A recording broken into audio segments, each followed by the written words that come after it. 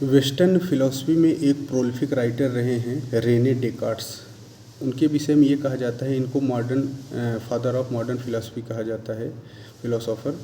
क्यों? क्योंकि इन्होंने 15वीं सेंचुरी की ये फिलोसफर रहे हैं। इनके आने से जो वेस्टर्न फिलॉसफी में जैसे सोक्रेटिस, प्लेटो, एरिस्टोटल, इनकी जो फिलॉसफी रही है और रेने डेकार्ट्स की फिलॉसफी, इसके आपने यानी आफ्टर रेने डेकार्ट्स की फिलॉसफी में जो वेस्टर्न फिलॉसफी की थॉट्स प्रोसेस है उसमें काफ़ी ड्रास्टिक चेंज आया। ड्रास्टिक चेंज का मतलब आया क्या कि इंडिविजुअलिज्म में जो इंडिविजुअलिटी जो आई है वो मतलब फिनोमिना, उसको ज़्यादा इन्होंने एग्जेगरेट किया। मतलब कि पर्सनल सब्जेक्टिविटी जो होती है उसको इन्होंने ज़्यादा देने की कोशिश किया। मतलब इसके पहले जो है जब जैसे प्लेटो थे, एरिस्टोटल, इन्होंने ह्यूमन जो है मतलब मानवीय जो अस्तित्व है उसको एक ऑब्जेक्ट के रूप में बताए थे ये लोग।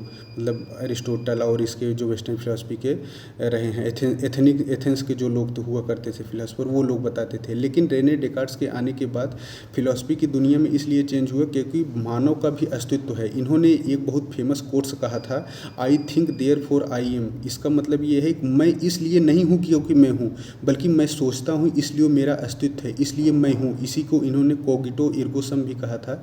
इसलिए जो सब्जेक्टिविटी की एक फिलॉसफी है इन्होंने काफ़ी दिया था। इसके अलावा रेने डेकार्ट्स के कुछ बहुत सारे इंपॉर्टेंट्स आइडियाज़ और डायमेंशंस इन्होंने दिया। मतलब एक थिंकिंग की आइडियोलॉजी दिया कि उसमें जैसे एक इनका था मेथेडिक डाउट्स फिलॉसफी।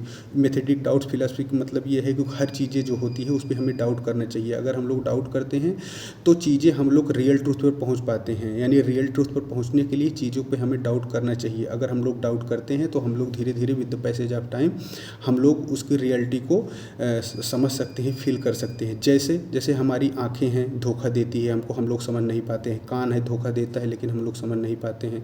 नाकें हैं धोखा देती हैं लेकिन हम लोग समझ नहीं पाते। कैसे? जैसे आँखें हैं, देखिए कैसे आँखें धोखा दे रही है। तो आँखें हम लोग कोई चीज़ दूर से देखते हैं तो हमें लगता है कि अरे यार ये तो बहुत छोटी चीज़ है, लेकिन वही चीज़ जब हम लोग उसके पास जाते हैं तो लगता है कि यही बहुत बड़ी चीज़ है। तो यानी आँखें भी धोखा दे रही हैं। ऐसे कान हैं, हम लोग कुछ सुनते हैं, सुनाई कुछ देता है। बहुत सारी चीज़ें हम लोग नहीं सुन पाते हैं, लेकिन चमगादड़ और कुत्ते इस तरह की चीज़ें होती हैं वो लोग सुन लेते हैं। तो इसका मतलब कि चीज़ें तो थी लेकिन हमारे सूंघने और देखने और समझने की क्षमता नहीं है, इसलिए हम लोग नहीं सूंघ पाते हैं। तो इसलिए कहने का मतलब है जो हमारी इंद्रियां हैं ज़रूरी नहीं है कि वो हमारे साथ सब कुछ सही ही दिखाएं। हमारी इंद्रियां भी हमको धोखा दे सकती हैं। इसको इन्होंने कहा मेथेडिक डाउट्स। इसके अलावा इन्होंने एक और कंसेप्ट दिया था डेकोरम आर्गूमेंट। डेकोरम आर्गूमेंट इन्होंने दिया था कि जो चीज़ें हम लोग देखते हैं, यानी जैसे हम लोग जब सपना देखते हैं तो लगता है कि चीज़ें रियल में हो रही है, लेकिन जब सपने से हम लोग जागते हैं तो लगता है ये तो सब सपना था। वैसे इन्होंने कहा कि हो सकता है कि मानवीय जो ये अस्तित्व है, हो सकता है 90 साल 100 साल का एक सपना देख रही हो हम लोग और लगता हो कि जीवन रियल है, लेकिन ऐसा नहीं है। तो ये भी इन्होंने कहा। इसके अलावा इन्होंने एक इविल डेमोन हाइपोथेसिस दिया था। इसका मतलब है कि कोई जो चीज़ हम लोग ख़राब काम करते हैं या ख़राब जो हम थिंकिंग रखते हैं किसी के प्रति, किसी के बारे में गलत सोचते हैं, ज़रूरी नहीं है कि वो हम लोग सोचते हों, अपना इंट्यूशन सोचता हो, बल्कि कुछ इविल डेमोन होते हैं, यानी कुछ बुरी शक्तियाँ होती हैं जो हम लोगों से ये सब करवाती हैं, मतलब हमको गलत सोचने या गलत करने के लिए मजबूर करती हैं। तो इसे इन्होंने इविल डेमोन हाइपोथेसिस कहा था। इसके अलावा इन्होंने एक सब्जेक्ट कंसेप्ट दिया था रेशनलिज्म। रेशनलिज्म का मतलब ये है कि जो चीज़ें हम लोग को समझने के लिए रेशनल आइडियाज़ का यूज करना चाहिए, यानी अपनी लॉजिकल थिंकिंग और अपने लॉजिकल डायमेंशंस को हमको अपग्रेड करने की ज़रूरत होती है। अगर हम लोग अपने लॉजिकल डायमेंशन और अपने रेशनैलिटी को मतलब बढ़ाते हैं तो हम लोग ज़्यादा संभावना है कि हम लोग रियल ट्रूथ पर पहुंच सकते हैं।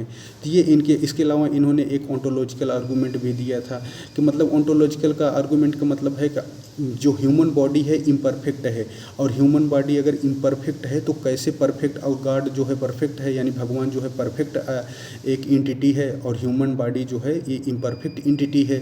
तो एक इम्परफेक्ट इंटिटी परफेक्ट इंटिटी को कैसे एनालिसिस कर सकता है, कैसे ये कह सकता है कि गॉड है या नहीं है। तो यानी इसका मतलब है कि इन्होंने कहा कि हम लोग इम्परफेक्ट हैं, इसलिए हम लोग ये नहीं कह सकते हैं गॉड नहीं है। जब हम लोग परफेक्ट हो जाएंगे तब हम लोगों के पास ये एक एलिजिबिलिटी आ जाएगी कि हम लोग गॉड को नकार सकते हैं, यानी भगवान के अस्तित्व को नकार सकते हैं। भगवान जरूरी नहीं है कि जो भगवान वो किसी पत्थर के रूप में हो, बल्कि भगवान का मतलब इन्होंने बताया कि एक एनर्जेटिक आइडियाज़ भी होते, एनर्जेटिक एक जो आपके पास एनर्जी आती है वो भी भगवान के रूप में ही होती है। तो इन्होंने कहा कि imperfect man can't understand, can't think about perfect God. तो इन्होंने ये भी कहा था imperfect man can't think perfect ideas and can't go with the perfect ideology.